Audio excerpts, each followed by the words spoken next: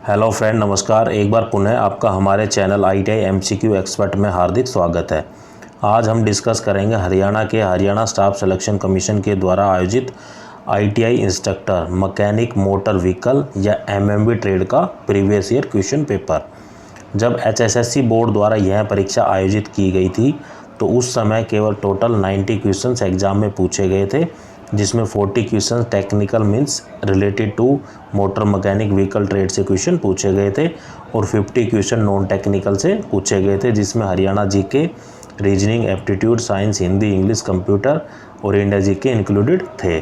साथियों, इस वीडियो में हम केवल टेक्निकल पार्ट को ही डिस्कस करेंगे। बाकी नॉन टेक्निकल पार्ट को मैं वीडियो के लास्ट में आपको दिखा दूंगा कि नॉन टेक्निकल पार्ट में जो क्वेश्चन है वो कैसे पूछे जाते हैं। और साथियों, previous year question paper solve करने से हमें यह पता चलता है कि परीक्षा या एग्ज़ाम में कैसे और किस तरीके से क्वेश्चन पूछे जाते हैं और उनके अकॉर्डिंग हम अपनी आगामी परीक्षा की तैयारी कर सकते हैं। तो अब हम शुरू करते हैं टेक्निकल पार्ट के जो 40 क्वेश्चन है उसका। हमारा फर्स्ट क्वेश्चन है, in case of suddenly applied load on the body what will be the shape of stress strain curve. किसी वस्तु पर अचानक भार लगने की अवस्था में तनाव खिंचाव वक्र का आकार कैसा होता है। तो जब हम किसी वस्तु पर अचानक भार लगाते हैं तो उसका जो स्ट्रेस स्ट्रेन कर्व का जो या तनाव खिंचाव वक्र का जो आकार होता है वो आयत या एक रेक्टेंगुलर फॉर्म में होता है। तो correct answer is option B. Next question is which type of beam is shown in the figure. तो एक फिगर दी गई है, तो जैसा कि आप डायग्राम में देख सकते हैं कि एक तरफ से फ्री है जो फिक्स हुई है, एक तरफ से फ्री है। तो एक तरफ क्या है कि उसके एंड पे एक लोड लगाया गया है P और उसकी डायमेंशन दी गई है, उसकी L है वो लेंथ है, B है वो ब्रेड्थ है और H है वो हाइट, मतलब उसकी लंबाई, चौड़ाई और ऊंचाई दी गई है और एक तरफ उस पर लोड लगाया गया है। तो इस तरह का जो बीम होता है उस तरह के बीम को हम बोलते हैं कैंटिलीवर बीम। तो correct answer is option C.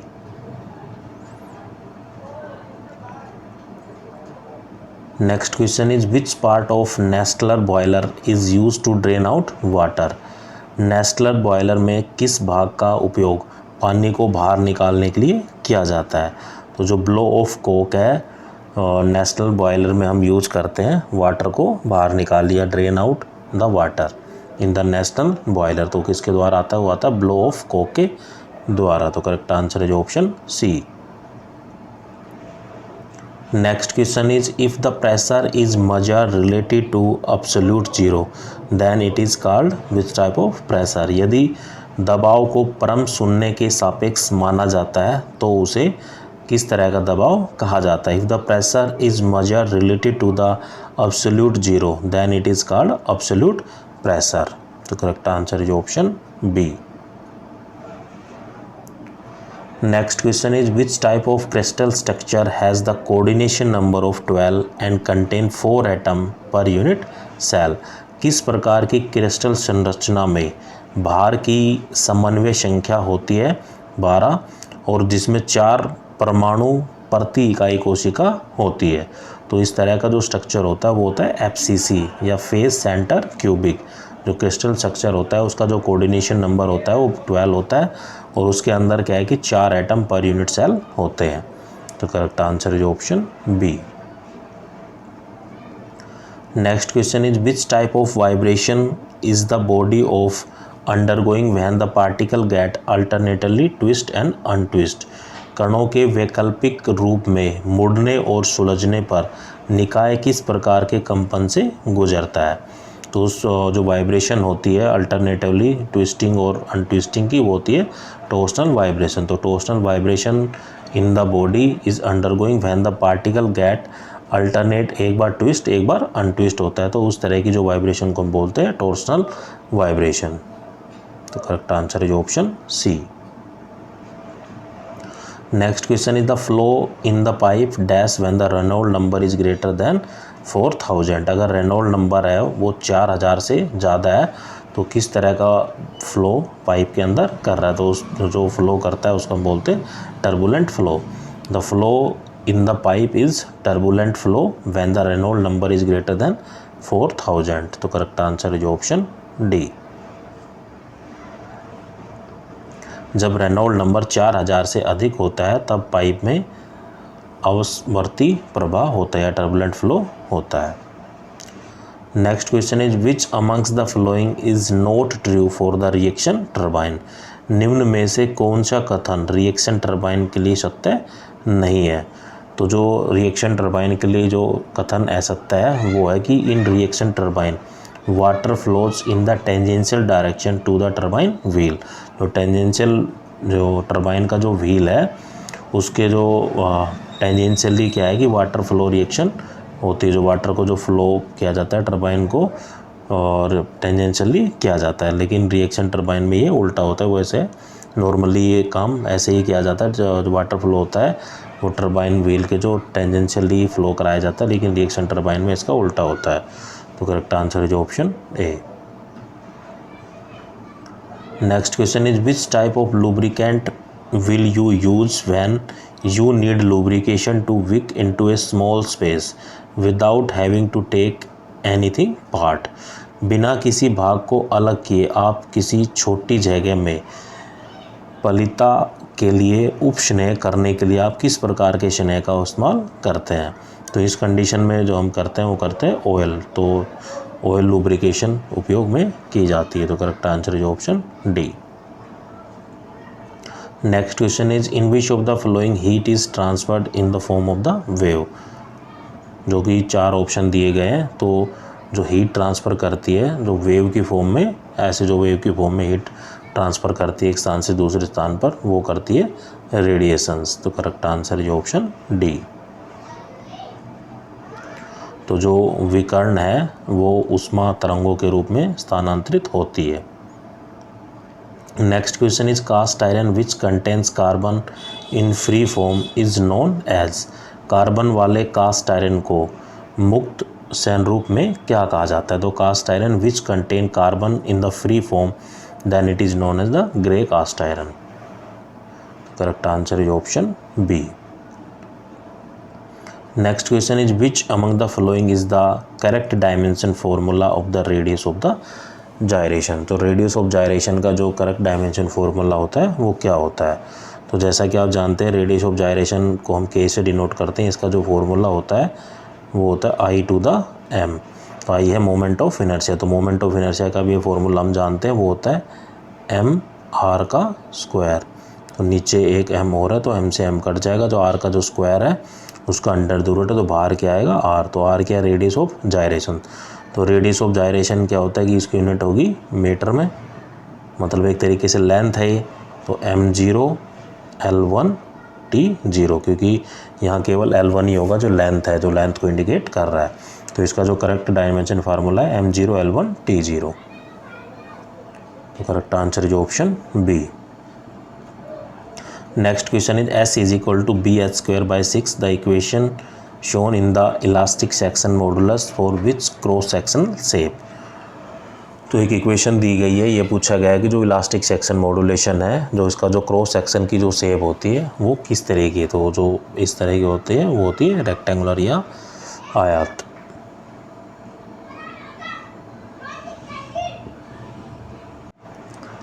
Next question is which type of spring are connect as compose on flat bar for varying length clamp together so as to obtain the greater efficiency. किस प्रकार के spring अलग अलग लंबाई की सपाट पट्टियों में बने होते हैं जिन्हें एक प्रकार से साथ में जकड़ा जाता है कि अधिक कार्यक्षमता प्राप्त की जा सके। तो जैसे कि जो है मोर ज़्यादा अगर हमें एफिशिएंसी प्राप्त करनी है तो स्प्रिंग को हम कंपोज करते हैं, वो होती है लीफ स्प्रिंग। जो पत्ती स्प्रिंग होती है उसका हम उपयोग किया जाता है। Correct answer is option B. Which among the flowing is a thermoset plastic. निम्न में से ताप दृढ़ प्लास्टिक या थर्मोसेट प्लास्टिक क्या है। तो जो अपोक्सी होती है वो एक थर्मोसेट प्लास्टिक होती है। तो correct answer is option C. Next question is which among the flowing is not a property of asbestos. जो एस्बेस्टेज की कौन सी प्रॉपर्टी नहीं होती। तो asbestos fibre have detectable odour और द टेस्ट। जो एस्बेस्टस का जो गुण स्वभाव नहीं है। तो उसमें क्या है कि जो एस्बेस्टस है रेशे के पता लगाने योग्य गंध और स्वाद इसमें होता है। तो करेक्ट आंसर जो option B. Next question is flow through a pipeline of constant diameter at constant time is an example of. अपरिवर्तनशील व्यास के पाइपलाइन के माध्यम से नियम समय पर होने वाला प्रभाव किसका एक उदाहरण होता है। तो the flow through a pipeline of constant diameter at constant time is an example of study and uniform flow. स्थिर और समान प्रभाव का एक एग्जांपल होता है। तो correct answer is option D. Next question is which type of gear is shown in the figure. चित्र में जो गियर दिया गया है वो कौन सा गियर है। तो इस तरह का जो गियर होता है वो होता है स्पर गियर। तो correct answer is option D.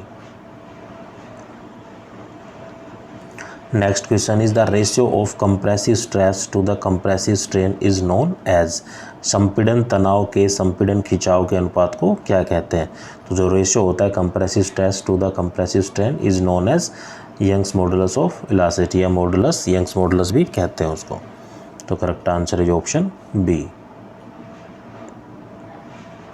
Next question is dash is a heat treatment process in which steel और iron is heated to a temperature below the melting point. Dash ऊष्मा उपचार की प्रक्रिया होती है जिसमें इस्पात व लोहे को उस तापमान तक गर्म किया जाता है जो गलनांक से कम हो।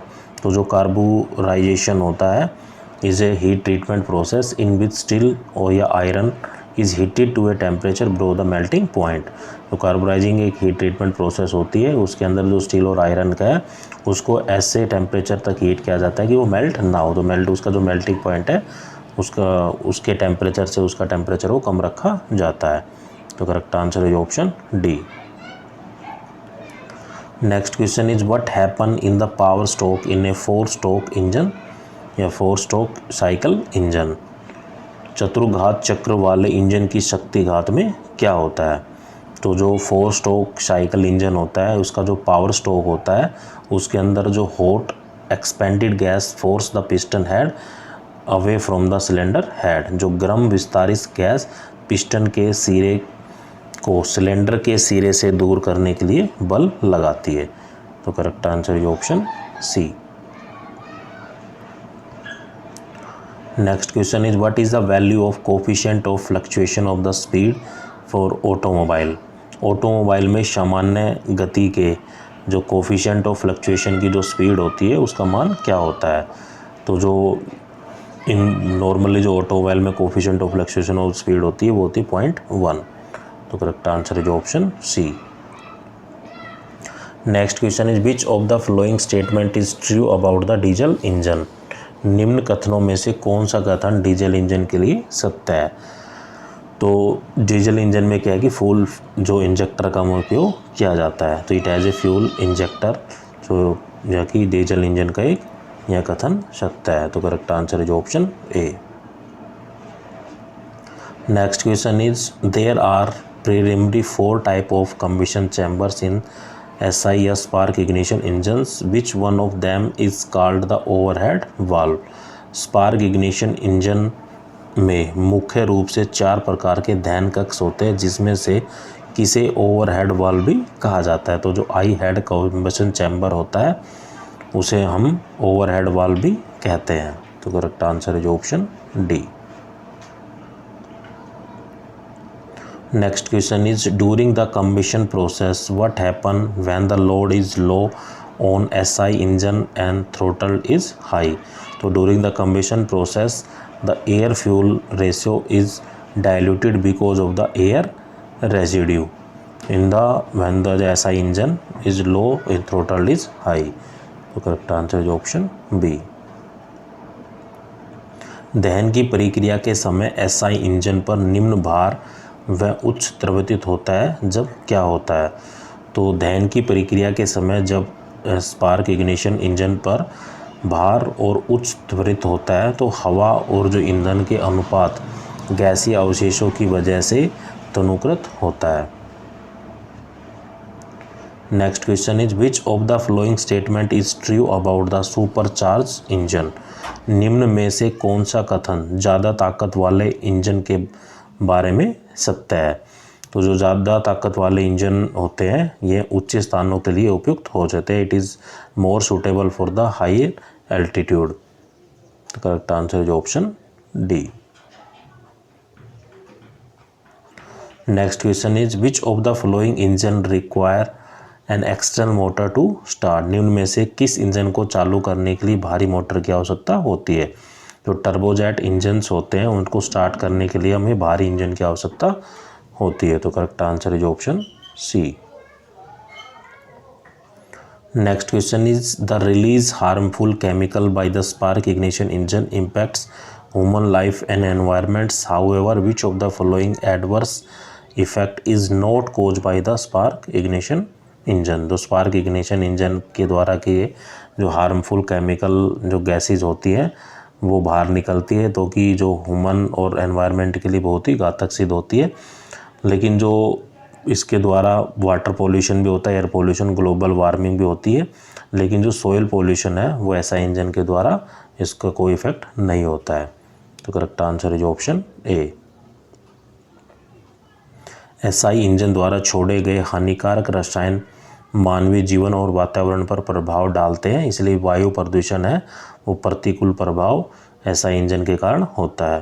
तो उसका जो मृदा जो सोयल प्रदूषण होता है उसका कोई इफेक्ट उस पर नहीं होता है, लेकिन जो वायु प्रदूषण, जल प्रदूषण और ग्लोबल वार्मिंग पर इसका इफेक्ट पड़ता है। Next question is the process of mixing the vapour of a flammable hydrocarbon with air to form an explosive mixture specifically for the use in an internal combustion engine is called. विशेष रूप से अंतःदहन engine के उपयोग में जाने वाले विस्फोटक मिश्रण को बनाने के लिए ज्वलनशील हाइड्रोकार्बन की हवा या भाप को हवा में मिश्रित करने की प्रक्रिया को हम कार्बोरेशन कहते हैं। तो correct answer option B. Next question is what is a starter. Starter क्या होता है। तो starter is a set of coil fix to cell of the alternator. तो correct answer is option C. Next question is what is an automobile safety system that allow the wheels of the vehicle to maintain the contact with the road surface is called। जब automobile safety system में the wheel of the vehicle maintain contact with the road surface then it is called anti locking braking system. जो ABS system होता है वो active हो जाता है। तो correct answer is option C. वह ऑटोमोबाइल सुरक्षा प्रणाली एंटी ब्रेकिंग सिस्टम होती है जो वाहन के पहियों को जमीन की सतह से संपर्क बनाए रखने को नियत करती है। Next question is what can you measure with the help of the hygrometer. आर्द्रता मापी की सहायता से आप क्या माप सकते हैं। तो जो रिलेटिव ह्यूमिडिटी होती है उसको हम हाइग्रोमीटर की हेल्प से माप सकते हैं। तो correct answer is option A. Next question is which of the flowing statement is true about the conventional chassis frame. पारंपरिक चेसिस फ्रेम के बारे में निम्न में से कौन सा कथन सच्चा है। जो कन्वेंशनल चेसिस फ्रेम होते हैं the conventional frame is also known as the non load carrying frame. जो कन्वेंशनल चेसिस फ्रेम होते हैं उन्हीं को हम नॉन लोडिंग या नॉन लोड कैरिंग फ्रेम भी कहते हैं। तो correct answer is option C. Next question is the body of which vehicle has two boxes, a separate engine area and passenger area।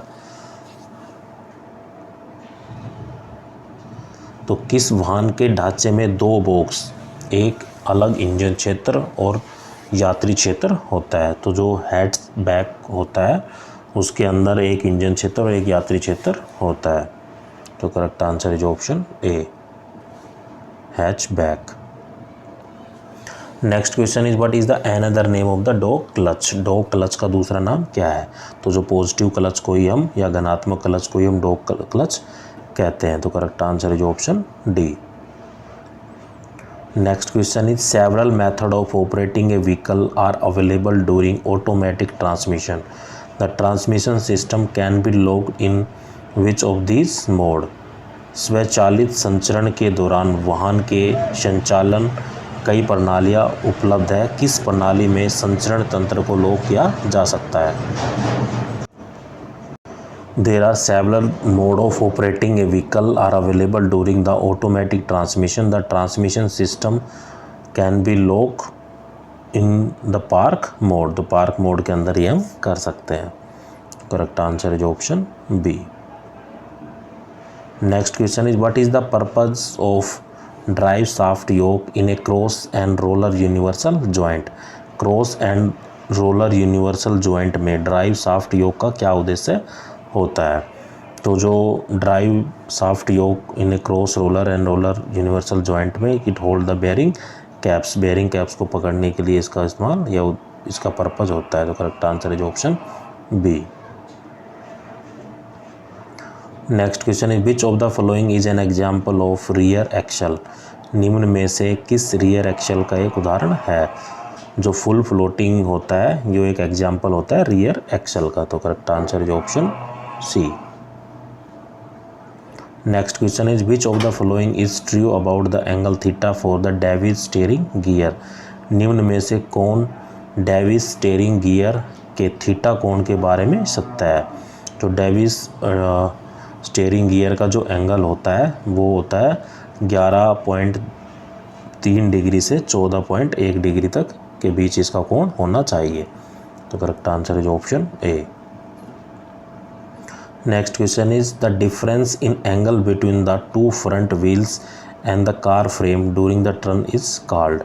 घुमाव के समय दो अगले पहिए व कार के फ्रेम के बीच बनने वाले कोण को क्या कहा जाता है? तो the difference between the angle of the two front wheels and the car frame during the turn is called toe in.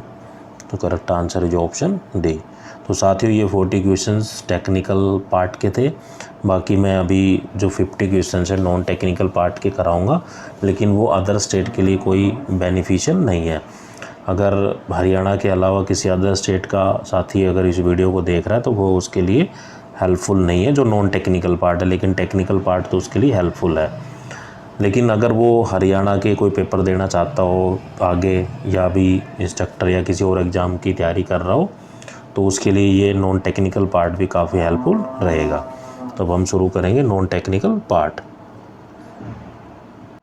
तो जैसा कि साथी मैंने आपको बताया था कि नॉन टेक्निकल पार्ट में Hindi, English, computer, aptitude, science और इंडिया जीके इनके क्वेश्चन पूछे जाते हैं. तो जो येलो मार्क्स से जो किए हुए हैं वो उनके करेक्ट आंसर हैं.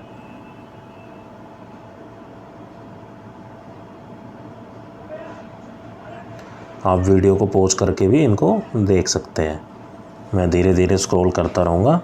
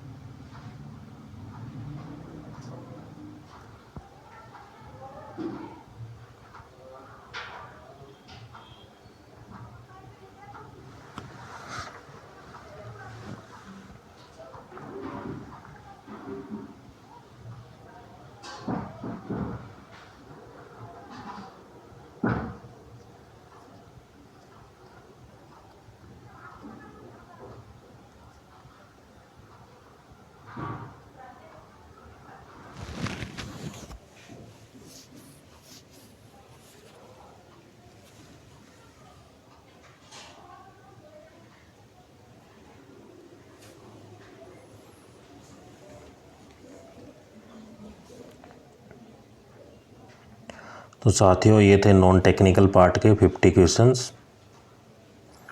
आपको मेरा वीडियो कैसा लगा और किसी अन्य टॉपिक पर वीडियो चाहते तो कमेंट करके ज़रूर बताइए।